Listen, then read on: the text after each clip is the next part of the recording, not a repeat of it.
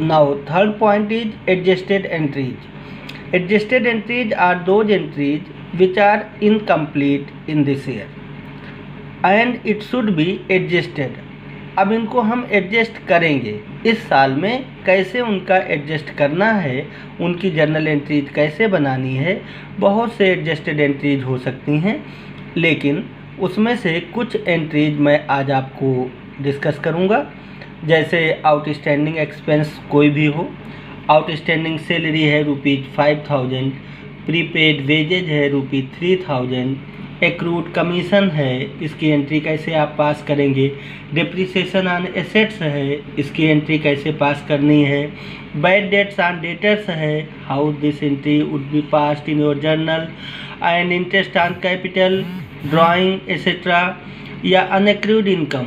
बहुत से और भी एडजस्टेड एंट्रीज हैं जो मैं आगे आपको क्लास में पढ़ाऊँगा। Let's see on board. Now the third question is adjusted entry. Dear, adjusted entry is very essential for you. लगभग आपके एग्जाम में भी आ जाता है। हमारे 11th के बच्चे हैं या BBA के हैं, BCom के हैं, इनके एग्जाम में भी 2-3 पॉइंट्स पूछा ही जाता है।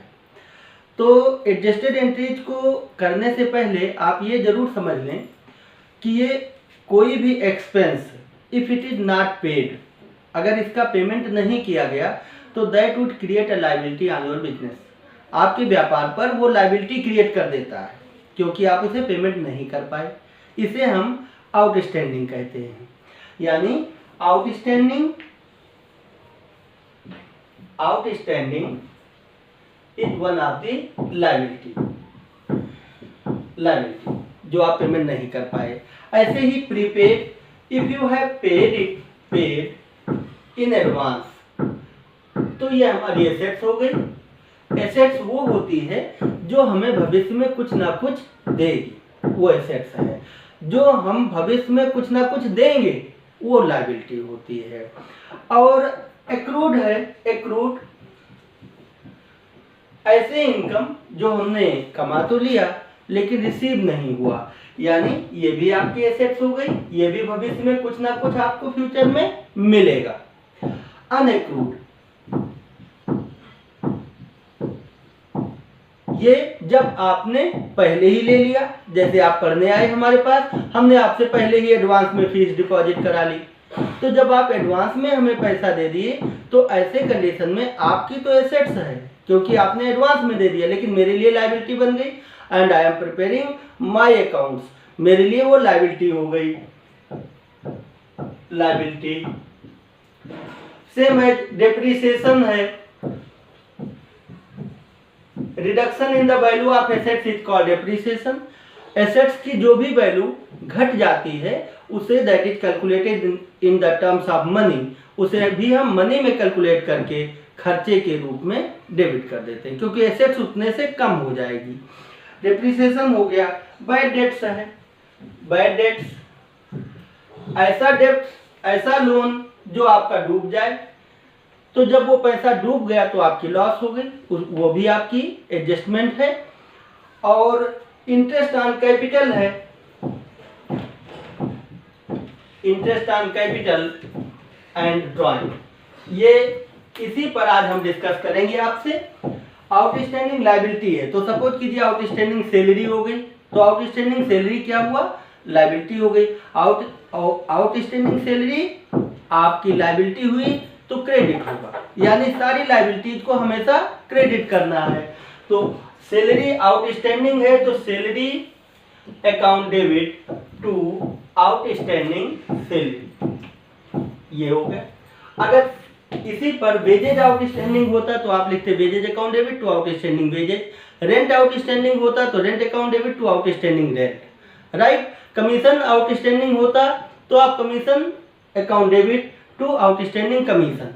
सेम है, जैसे बहुत सारे एक्सपेंसेस हो सकते हैं जो आपके आउटस्टैंडिंग होंगे, तो आप वहां पर आउटस्टैंडिंग को हमेशा ही क्रेडिट कर देंगे। अब नेक्स्ट देखिए प्रीपेड। प्रीपेड हमेशा डेबिट, प्रीपेड रेंट है तो prepaid rent account debit to rent account. Rent account, right. अब ऐसे प्रीपेड रेंट है तो आपने लिख दिया prepaid rent account debit to rent account. Salary होता तो prepaid salary account debit to salary account. Wages होता तो prepaid wages account debit to wages account. समझ में आ गया होगा आप लोगों को। अब देखें एक्रूड इनकम, एक्रूड क्या है, एसेट्स है। तो एक्रूड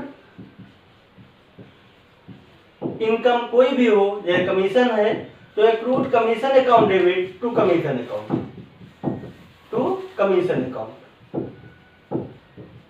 ये यानी इनकम आपकी एसेट्स बन गई जो आपने अभी रिसीव नहीं किया, बट यू हैव अर्न्ड, आपने कमा लिया लेकिन अभी मिला नहीं।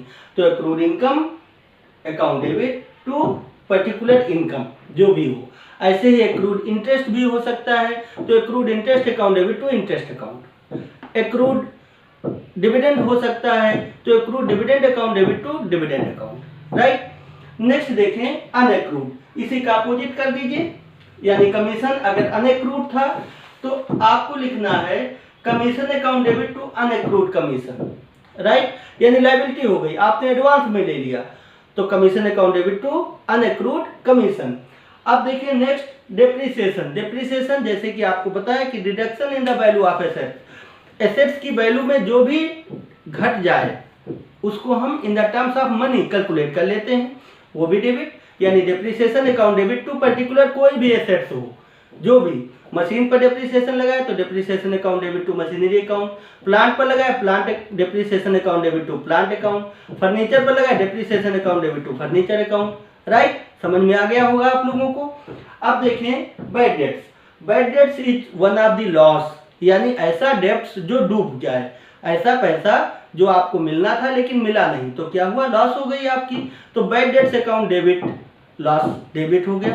किसके पास से डूबा, डेटर्स के पास से डूबा जो आपको पैसा देने वाले थे। तो bad debts account debit to debtors account. जहां भी बैड डेट्स आए लॉस हुआ, लॉस किससे हुआ, डेटर्स से हुआ। डेटर्स अब हमें पैसा नहीं देंगे क्योंकि वो पैसा डूब चुका है, तो bad debts account debit to debtors account. आप ऐसे ही इसका भी एंट्री पास कर लेंगे, bad debts account debit to debtors account, debtors account, right. अब आपको समझ में आ गया होगा। अब देखें interest on capital, interest on capital and interest on drawing. बेटा एक छोटा सा एग्जांपल आप लीजिए। जब बैंक आपको ब्याज देती है तो क्या घर में लाकर दे जाती है? अगर घर में ला करके दे जाती तो आप लिखते cash account debit to bank interest, right. लेकिन वो देती नहीं, आपके ही अकाउंट में क्रेडिट कर देती है। तो जब आपका अकाउंट का बैलेंस 1 लाख रुपीज था, 5,000 रुपीज आपको ब्याज मिल गया, तो आपके अकाउंट में अब बैलेंस कितना हो गया, 1,05,000, राइट। यही कुछ अपने दिमाग में रखें, तब आप इंटरेस्ट ऑन कैपिटल और इंटरेस्ट ऑन ड्राइंग को समझ पाएंगे। क्योंकि capital is always introduced by the businessman to the business. Businessman business में कैपिटल इंट्रोड्यूस करता है, तो जब इंटरेस्ट लगेगा तो उसी कैपिटल में ही तो इंक्रीज हो जाएगा। तो लायबिलिटीज को जितनी बार आप क्रेडिट करेंगे उतनी बार वो बढ़ती जाएगी, लगातार बढ़ती जाएगी।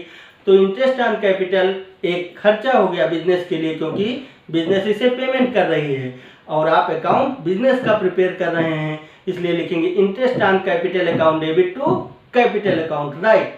Interest on capital account debit capital account debit to capital account.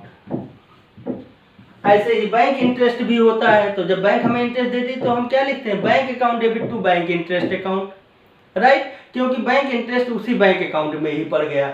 ऐसे ही interest on capital account debit to capital account हो गया, तो कैपिटल में ही इंक्रीज हो गया, राइट। ऐसे ही जब इंटरेस्ट ऑन ड्राइंग ये बिजनेस को मिलेगा तो इनकम हो गई ना, इनकम हो गई, credit on incomes and gains. तो drawing account debit to interest on drawing, drawing account debit to interest on drawing आप कर लेंगे और एंट्री आपकी हो गई। अब आपको ये देखना है, बहुत सारी एंट्रीज आपके बुक में दिया होगा, हो सकता है आप उसे समझ ना पा रहे हो, ठीक। हमारा नंबर भी है आपके पास, और आप अपनी एंट्रीज को एज इट इज, जो आपको बिल्कुल ना समझ में आ रहा हो, आप उसे हमें मैसेज कर देंगे। क्या करेंगे, मैसेज कर देंगे। मैं टाइप कीजिए और मैसेज भेज दीजिए। आप हमारे कमेंट सेक्शन में अपनी प्रॉब्लम्स को लिखिए और लिखकर भेज दीजिए। मैं आपको प्रॉपर सॉल्यूशन अगले वीडियो में पहले देने के बाद फिर नेक्स्ट वीडियो प्रिपेयर करूंगा। Thank you.